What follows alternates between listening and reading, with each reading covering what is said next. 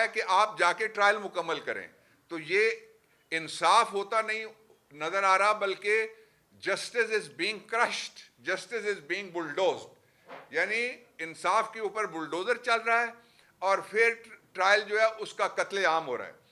میں جو آخری بات اس حوالے سے کہنا چاہتا ہوں, یہ جو انسانی حقوق کی خلاف ورزیاں ہوئی ہیں وہ بات بہت سنجیدہ ہے, اور اس کی انٹرنیشنل ڈائمنشن یہ ہے کہ ہمارے پاس دو راستے ہیں.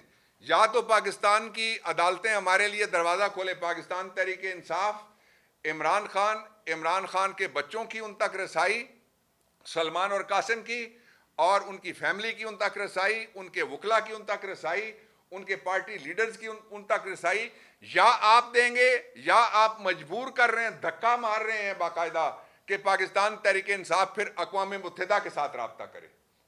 پاکستان تحریک انصاف پھر اپنا مقدمہ, اور عمران خان کے بیٹے پھر اپنا مقدمہ, اپنے باپ سے ملاقات, اس تک رسائی, access to justice, fair trial, اس کو اقوام متحدہ میں اٹھائیں. یہ چوائس میں اس فرضی جعلی نظام کے اوپر چھوڑتا ہوں, حکومت کے اوپر چھوڑتا ہوں کہ وہ ہمیں ہمارا راستہ نہیں روک سکیں گے.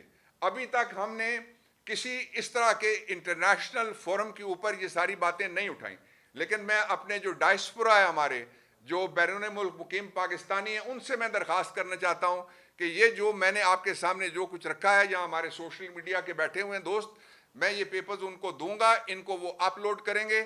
آپ لازماً جو ہی آپ کو یہ کہا جائے گا تو آپ پھر اقوام متحدہ سے رابطہ کریں گے, اس لیے کہ پاکستان میں ہمارے لیے دو دیواریں کھڑی ہوئی ہیں. عمران خان کو بند کرنے کے بعد, اس کو آئسولیشن میں رکھنے کے بعد, ایک وہاں آہنی دیوار کھڑی کر دی گئی ہے. دوسری دیوار 26ویں آئینی ترمیم کے عمران خان, اس کی پارٹی, ہمارے ورکرز, ہمارے لیڈرز, ہمارے عہدیدار. لاہور میں وکیل کو 10 سال قید ہوئی, لاہور میں لیڈی ڈاکٹر کو 10 سال قید ہوئی. آج ایک عدالت میں پیش ہوئے راجہ بشارت کو اٹھا لیا جس کی مذمت کرتی ہے پاکستان تحریک انصاف. اس لیے اگر یہ راستہ آپ نے آہنی دیوار دوسری لگا کے انصاف کا بند کیا, تو پھر احتجاج کے علاوہ کوئی دوسرا راستہ نہیں ہے, جس کے لیے پہلے ہی عمران خان پوری قوم سے کہہ چکے ہیں. ہم جانتے ہیں کہ یہ جو اس وقت مڈ نائٹ جسٹس ہو رہا ہے اور جیٹ سپیڈ سے جو عدالتیں رات تک چلائی جا رہی ہیں, وہ خوفزدہ ہیں لوگ جو یہ سارا کام کروا رہے ہیں عمران خان کی اس کال سے. آخری بات میں آپ سے یہ کرنا چاہتا ہوں کہ آپ ایک بات ذہن میں رکھ لیں, عمران خان جیل کے اندر قید تنہائی میں پاکستان کا سب سے آزاد شخص ہے. ہم 25 کروڑ لوگ باہر بیٹھ کے سارے, وہ چھوٹی جیل کا آزاد شخص ہے, ہم سارے کے سارے بڑی جیل کے قیدی ہیں. اور سب سے بڑے قیدی وہ ہیں جن کو 3.5 سال ہو گئے ہیں. عمران خان خواب میں بھی نظر آتا ہے, ٹی وی چل سے نہیں سکتا, اخبار بک نہیں سکتا, پروگرام ہو نہیں سکتا, یا عمران خان کا نام لیں گے یا عمران خان کے خلاف کریں گے یا اس کی حمایت میں بات کریں گے. ہر طرف صرف عمران خان ہے, کوئی دوسرا شخص نہیں ہے. یہ کیوں ہے؟ اس لیے کہ عمران خان نے اپنے لوگوں کو اکیلا نہیں چھوڑا, اور پاکستان کے لوگ عمران خان کو جو اکیلا نہیں چھوڑ رہے اور اس کا ساتھ نہیں چھوڑیں گے. دوسرا, دستور نہیں, اپنی انا توڑو, دستور نہیں, آئین شکنی مت کرو, آہنی دیوار توڑو جو آپ نے کھڑی کر دی ہے عمران خان اور انصاف کے درمیان, تحریک انصاف اور عدالتوں کے درمیان.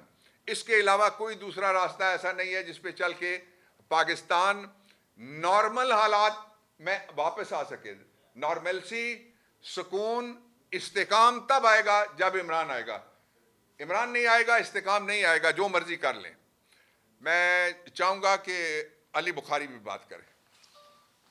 بسم اللہ الرحمن الرحیم. بہت شکریہ ڈاکٹر صاحب آپ کا جی, اور آپ سب لوگوں کا بھی بہت شکریہ جی. تفصیل سے ڈاکٹر صاحب نے ہر چیز بیان کر دی ہے. صرف میں اس میں ایک چیز ایڈ کروں کہ ابھی ہمیں اطلاع ملی ہے کہ ہمارے کچھ ورکرز ہیں جن کو آج میجسٹریٹ کی عدالت سے 6 مہینے سزا دی گئی ہے.